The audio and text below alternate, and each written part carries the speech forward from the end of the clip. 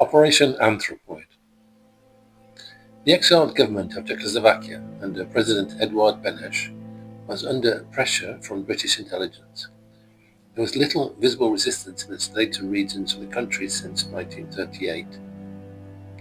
The Third Reich was at its height of power in 1941, so an operation was conceived to demonstrate to senior Nazis that they were not beyond reach.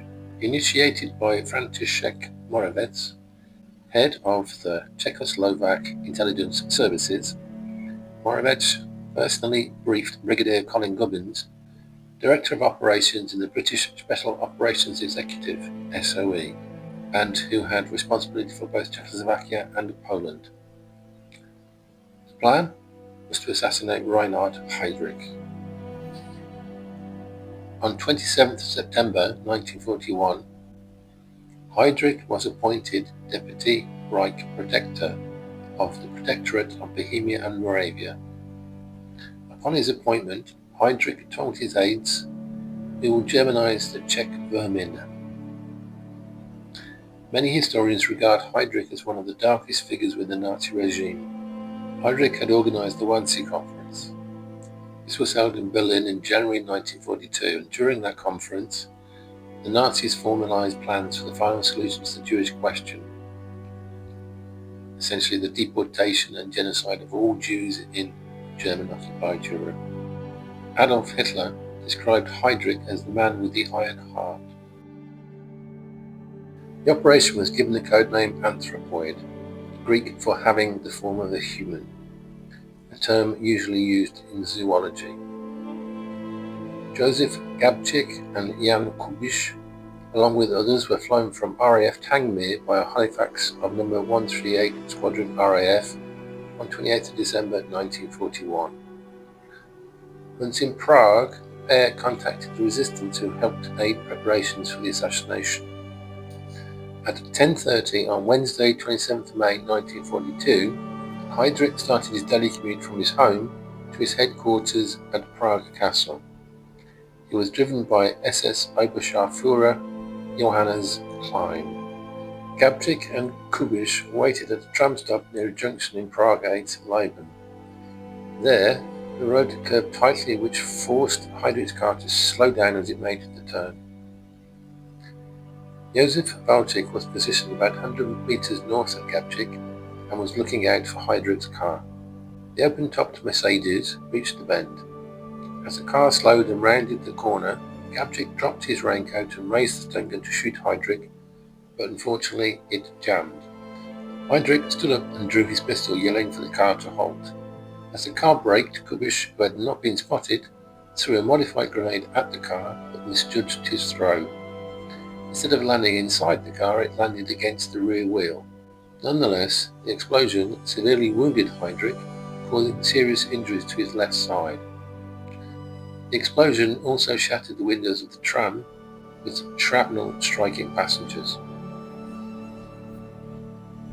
Heydrich and Klein leapt out of the shattered Mercedes with drawn pistols.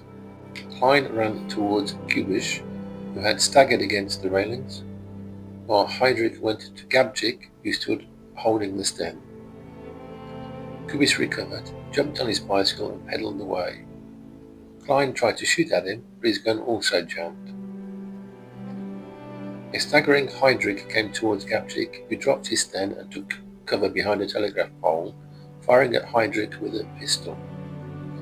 Heydrich returned fire and ducked behind the stalled tram, when he suddenly doubled over and staggered to the side of the road in pain. He then collapsed against the railings, holding himself up with one hand. Gabčík took the opportunity to run. Klein turned and rushed to give aid to his superior officer.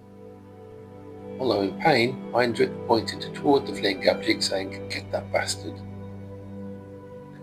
As Klein gave pursuit, Heydrich stumbled along the pavement before collapsing against the bonnet of his wrecked car.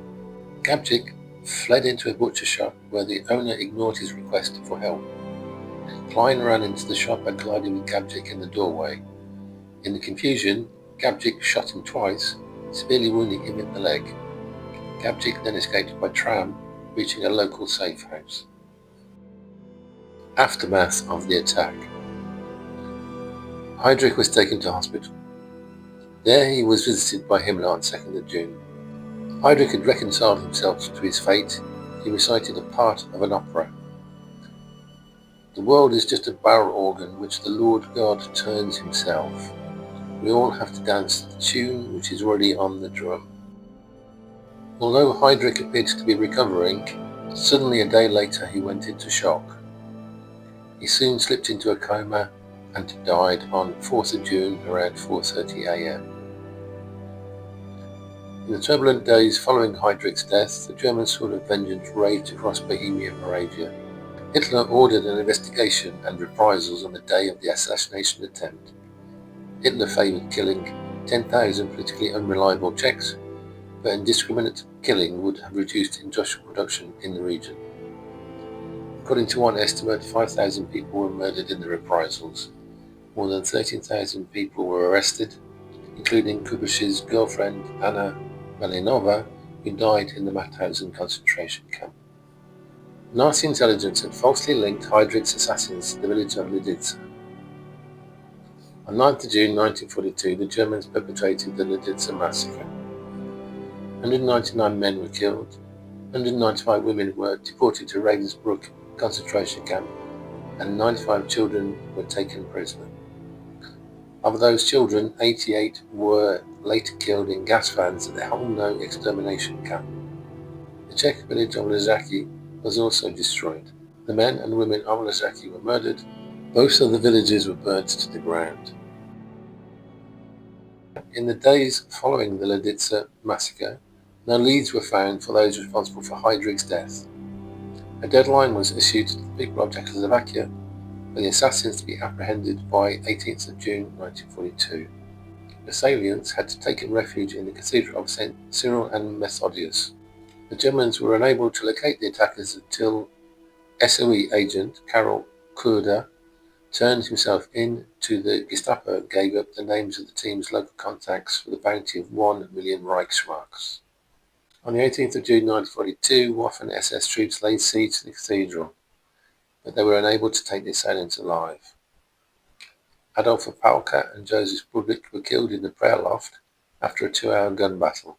Kubisch was reportedly found unconscious and died shortly after from his injuries. Gabčík, Josef Valčík, Jaroslav Svarch and Jan Hrubin killed themselves in the crypt after repeated SS attacks, which included using tear gas and water from fire brigade trucks brought in to try to flood the crypt. Upon learning of the nature of the operation, resistance leaders had begged the Czechoslovak government in exile to call off the attack, saying that an attempt against Heydrich's life would be of no use to the Allies and its consequence for our people would be immeasurable. Neither the Czech government in exile nor the British SOE likely foresaw that the Germans would apply the principle of Sippenhaft, which means collective responsibility, on the scale they did in revenge for Heydrich's assassination. British Prime Minister Winston Churchill was so infuriated by the scale of reprisals that he suggested levelling 3 German villages for every Czech village that the Nazis destroyed. Operation Anthropoid was the only successful government-organised assassination of a top-ranking Nazi official during World War II.